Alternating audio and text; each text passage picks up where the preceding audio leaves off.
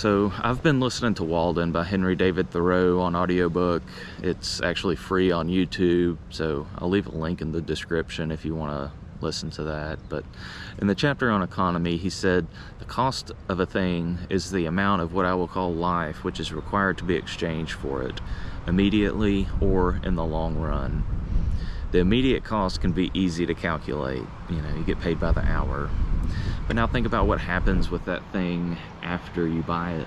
The initial feeling of the purchase is worn off, and now it's just the thing taking up space. It gets moved around the house some, maybe put in the basement or the attic, or even moved into a storage unit costing a monthly fee. Then the moving company is paid to move it from one house to another when you move homes, all increasing the true cost and time spent on one single item. Then it's eventually sold for a few dollars, barely even offsetting the time that you spent to sell it, continuing the cycle for the next person.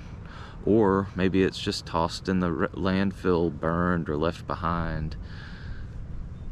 We fall into this consumerism trap by emotional means, heavily influenced by the obvious or subliminal marketing that we are bombarded by daily.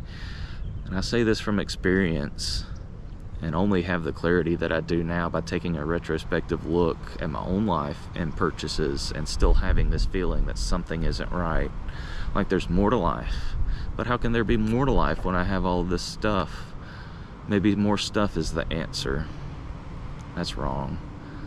I'll end this with another quote from Walden.